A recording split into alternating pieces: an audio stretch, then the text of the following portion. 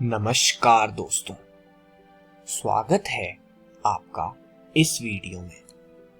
आज हम पढ़ेंगे प्रायिकता भाग 9।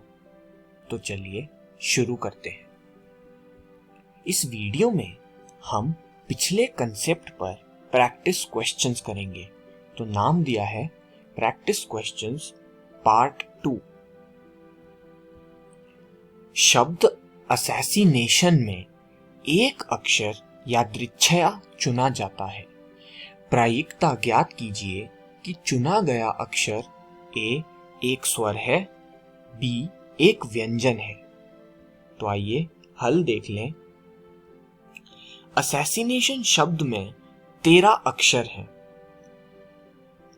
अतः n ऑफ s यानी संख्या सैंपल स्पेस की है 13, यानी सैंपल पॉइंट्स की संख्या 13 है। अब दिए गए शब्द में 6 स्वर, और स्वर आप जानते हैं यानी वोवल्स ए, ई, आई, ओ और यू होते हैं, और व्यंजन होते हैं कॉन्सोनेंट्स।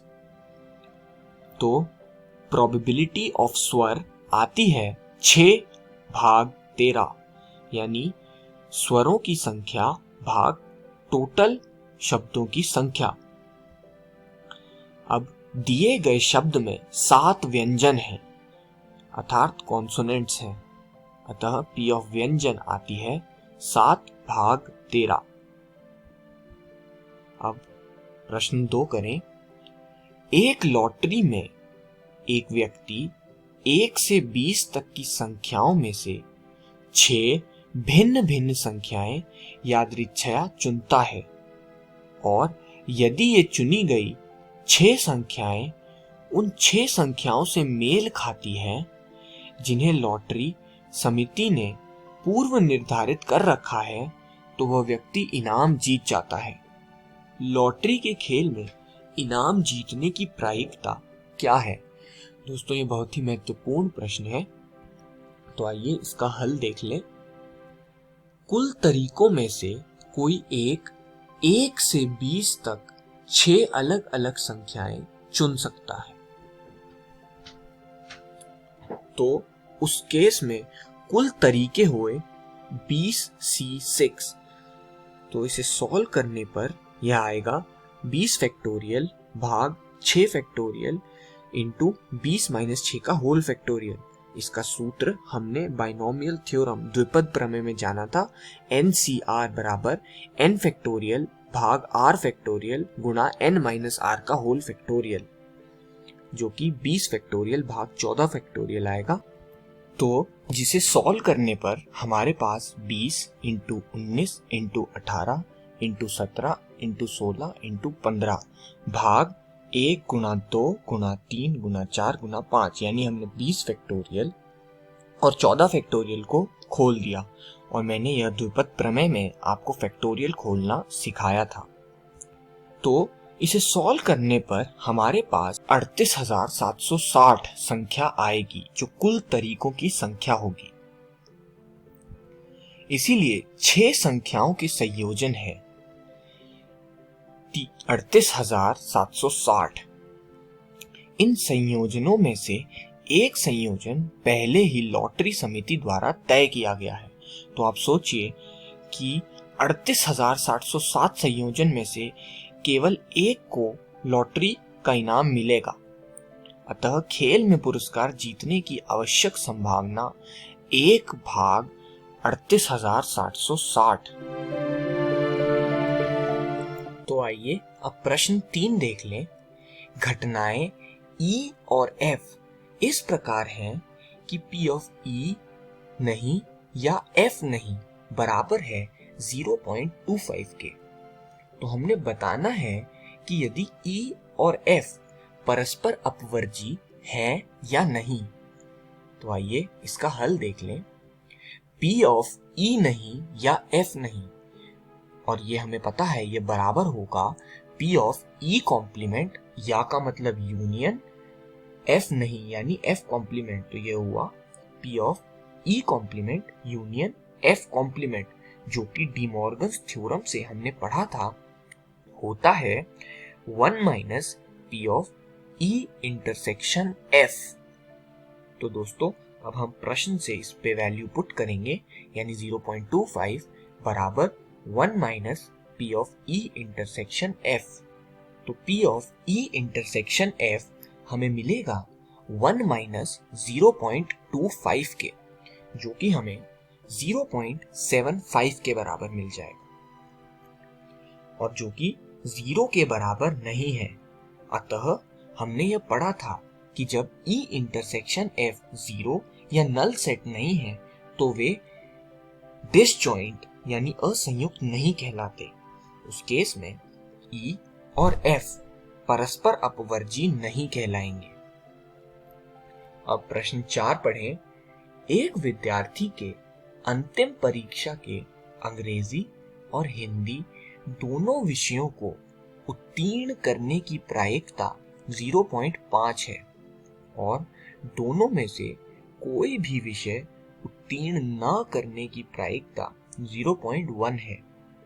यदि अंग्रेजी की परीक्षा उत्तीर्ण करने की प्रायिकता 0.75 हो तो हिंदी की परीक्षा उत्तीर्ण करने की प्रायिकता क्या होगी? बहुत ही महत्वपूर्ण प्रश्न है दोस्तों। तो आइए इसका हल देख लें। मान लीजिए कि A बराबर है अंग्रेजी की परीक्षा में उत्तीर्ण होना। तो A घटना हमने यह मानी कि वह है अंग्रेजी की परीक्षा में उत्तीर्ण होना। B घटना हमने मानी कि हिंदी की परीक्षा में उत्तीर्ण होना। तो P ऑफ A प्रश्न अनुसार हमें 0.75 दिया गया है, और P of A intersection B यानी अंग्रेजी और हिंदी दोनों विषयों में उत्तीर्ण होना यानी 0.5। अब प्रश्न से हमने P of A complement intersection B complement 0.1 निकाला, यानी दोनों में से कोई भी विषय उत्तीर्ण न करने की प्रायिकता, यानी दोनों में से कोई भी विषय हमने पास नहीं किया, उसकी प्रायिकता 0.1 दी गई है। तो दोस्तों हम जैसा कि डी मॉर्गन्स थ्योरम से जानते हैं कि P of A complement intersection B complement होता है 1 minus P of A union B। तो 0.1 बराबर होगा 1 minus P of A union B के। तो यहाँ से P of A union B हमारे पास 0.9 आ गया।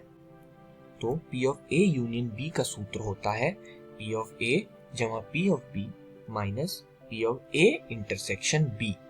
तो अब इनमें वैल्यूज पुट करें तो यह आएगा 0.9 बराबर 0.75 plus P of B minus 0.9।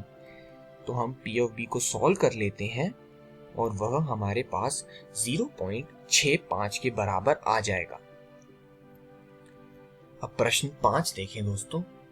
एक कक्षा के 60 विद्यार्थियों में से 30 ने एनसीसी यानी नेशनल कैडेट कोर, 32 ने एनएसएस यानी नेशनल सर्विस स्कीम और 24 ने दोनों को चुना है। यदि इनमें से एक विद्यार्थी यादृच्छया चुना गया है तो प्रायिकता ज्ञात कीजिए कि कुछ विद्यार्थी ने एनसीसी या एनएसएस को चुना है, विद्यार्थी ने ना तो एनसीसी और ना ही एनएसएस को चुना है, विद्यार्थी ने एनएसएस को चुना किंतु एनसीसी को नहीं चुना। तो हल देख लें। मान लीजिए A बराबर है एनसीसी के विद्यार्थी, B बराबर है एनएसएस को चुनने वाले विद्यार्थी, और N ऑफ S यानी सैंपल स्पेस की संख्या 60 है क्योंकि कुल विद्यार्थी 60 हैं, और N ऑफ A 30 के बराबर, N ऑफ B 32 के बराबर, और N of A intersection B जिन्होंने दोनों को चुना है वे 24 के बराबर हैं। तो दोस्तों P ऑफ A निकालने के लिए हम N ऑफ A भाग N ऑफ S करेंगे जैसा कि हमने पहले पढ़ा है, और वहां से हमारे पास 30 भाग 60 यानी 1/2 आ जाएगा। अब P ऑफ B निकालने वह होगा N ऑफ B भाग N ऑफ S, ये भी हम प्रश्न से पुट करेंगे, और 32 भाग 60 जो कि 8/15 आ जाएगा। तो इस प्रकार हमने P ऑफ A और P ऑफ B की प्रायिकता निकाल ली। अब P of A union B यानी P of A plus P of B minus P of A intersection B, जो कि 1/2 प्लस 8/15 माइनस 2/5, जो कि 19/30 के बराबर आती है। P of A complement intersection B complement बराबर होता है डी मॉर्गन्स थ्योरम द्वारा 1 minus P of A union B। तो 1 माइनस 19/30 जो कि 11/30 के बराबर आएगा। और सी पार्ट, विद्यार्थी जिसने एनएसएस को चुना किंतु एनसीसी को नहीं चुना, अर्थात 32 माइनस 24 जो कि 8 आएगा। तो आइए अब इसकी प्रायिकता निकाल लें। 8 भाग टोटल विद्यार्थियों की संख्या यानी 60, जो कि हमें 2/15 के बराबर मिल गई। इस वीडियो में हमने पिछले कंसेप्ट्स पर प्रैक्टिस क्वेश्चंस किए। अगली वीडियो में दोस्तों हम इस पूरे चैप्टर पर प्रैक्टिस क्वेश्चंस करेंगे, जिसे हमने प्रैक्टिस क्वेश्चंस पार्ट 3 कहा है। धन्यवाद दोस्तों।